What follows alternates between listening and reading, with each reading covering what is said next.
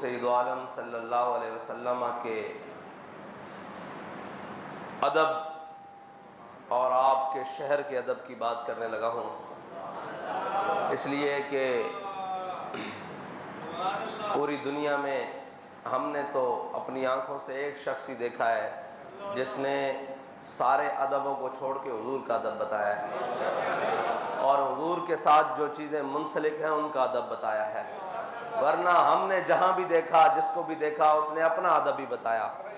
اس نے کہا مینو منو میری منو، بابا جی نے فرمایا نہ انہاں نو منو نہ انہاں دی منو، بس حضور نو منو، اور اسی کے ماننے میں بھلائی ہے۔ اور گزشتہ رات حضور سید عالم صلی اللہ علیہ وسلم کے شہر پاک میں، وہ شہر کہ جس کے بارے میں خواجہ فخر الدین سیالوی فرماتے ہیں کہ باب جبریل کے پہلو میں ذرا دھیرے سے فخر کہتے ہوئے جبریل کو یوں پایا گیا کہ اپنی پلکوں سے در یار پہ دستک دینا اونچی آواز ہوئی عمر بھر کا سرمایا گیا، وہ شہر، اور جس کے بارے میں میرے آقا و مولا صلی اللہ علیہ وسلم نے فرمایا، حضرت جابر بن عبداللہ سے روایت ہے، میرے آقا نے فرمایا مدینہ، شہر مدینہ جو ہے یہ لوہار کی بھٹی کی طرح ہے، یہ میل کچیل کو دور کر دیتی ہے اور جو پاک آئے اس کو مزید ستھرا اور نکھار دیتی ہے، لیکن جن کے دلوں پر مہریں لگی چکی ہو نا، وہ کہتے ہیں بامے جڑے کوڑے تمبے مول مٹھے نہ ہوندے بامے توڑ مکے لے جائیے، ہاں جی، کوڑے کھو کدی مٹھے نہ ہوندے بامے سہمنا گڑ پائیے۔ بابا جی حضرت مولانا روم کے حوالے سے ایک بات کرتے تھے کہ حضرت مولانا روم نے فرمایا ہے کہ جو بدبخت ہے نا اس کو نبی کی مجلس بھی فائدہ نہیں دیتی، یہ جو ہے نا یہ بدبختی ان کے دلوں پر لکھ چکی ہے، اس کے بدبختی ہونے کی وجہ سے اس کے پیچھے ایک بدبخت ہے جس نے اپنے اقتدار کی خاطر تو پورے پاکستان میں شور ڈالا اور اپنے اقتدار کی خاطر کہا کہ کانوں میں یہ بھی کہنا ہے کہ ہم نے آزادی لینی ہے، یہ تو بات کی بات ہے نا کہ آزادی کس سے لینی ہے، لیکن ساری باتیں بتائیں لیکن حضور کا ادب نہیں بتایا، اس لیے وہ بے ادب بن کر وہاں پھر رہے ہیں حضور کے دربار میں، جہاں پر ادب گاہے زیر آسماں از عرش نازک تر۔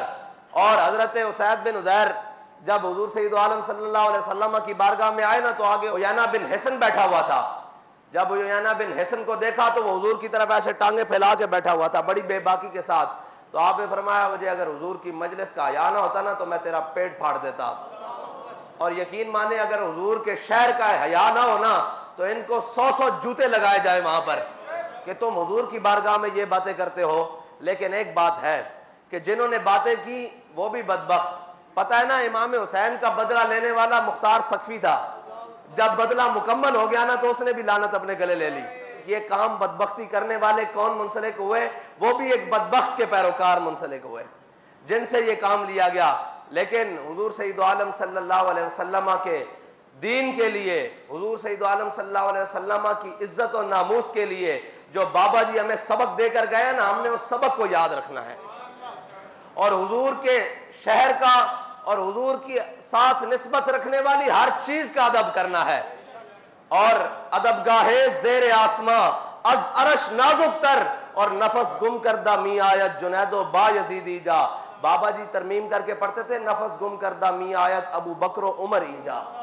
یہ اتنی نازک بارگاہ ہے جہاں پہ اولیاء صحابہ سارے سانس روک کر بیٹھتے ہیں، تم وہاں پر اپنے بک بکارے لگاؤ، تمہارے لیے اللہ تعالیٰ کا بہت دردناک عذاب ہے۔ اگر تم حضور سید عالم صلی اللہ علیہ وسلم کے اس شہر کے بے حرمتی کرو اور اس شہر کے اندر اپنے ایک جھوٹے لیڈر کی خاطر، اس کی کیا حیثیت ہے بھائی؟ وہاں تو بڑے بڑے سرور اور تاج والے ایسے سر جھکا کر کھڑے ہیں، تم اس کے لیے باتیں کرتے پھرو۔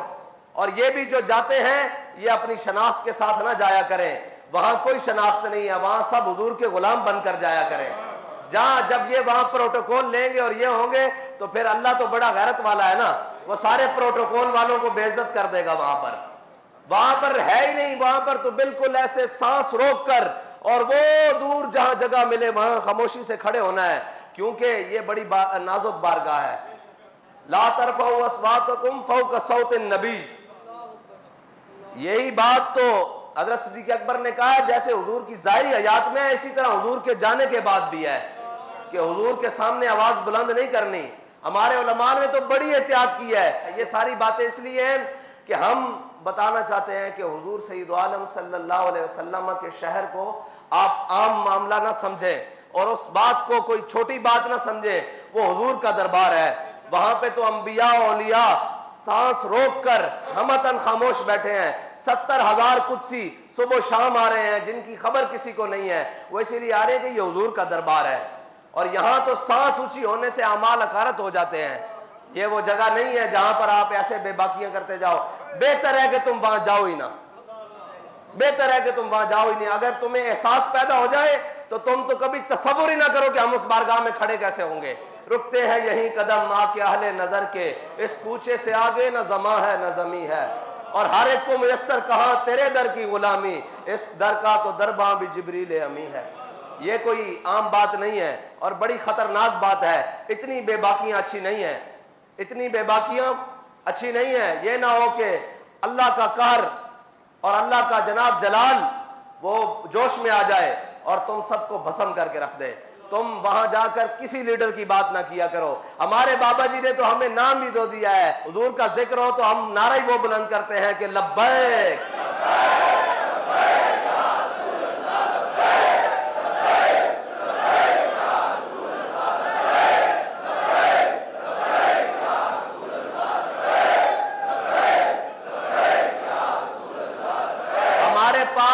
نعرہ اور اعلامیہ اور بیانیہ ہی وہ ہے جس میں ذاتی تشخص ہے ہی نہیں, جس میں ذاتی شخصیت ہے ہی نہیں. وہ حضور کی بارگاہ میں لگایا جائے تو حضور بھی خوش ہوں گے.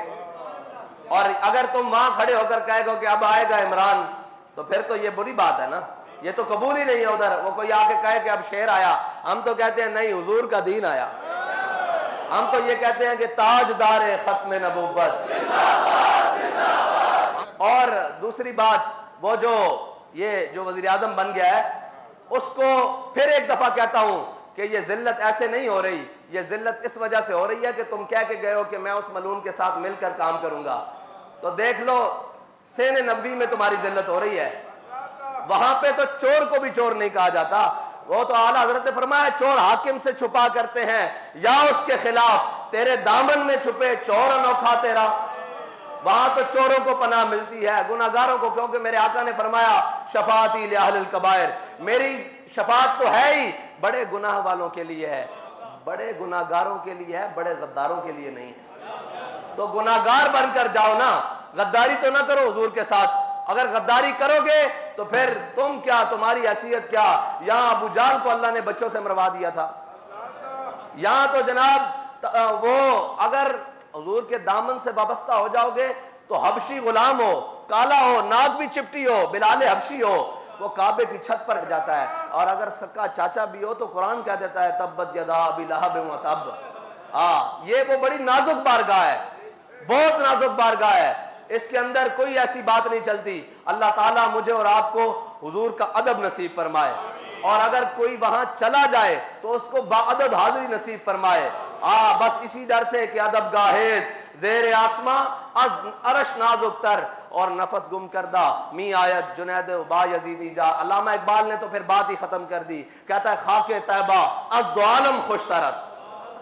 کہتے تم حضور کے دربار کی بات کر رہے ہو, ہمیں تو جو طیبہ کی خاک ہے وہ پورے دو عالم سے بہتر ہے, ہر چیز سے بہتر ہے. خاک طیبہ از دو عالم خوش ترست, اے خون کے شہرے کے آجا دل برست.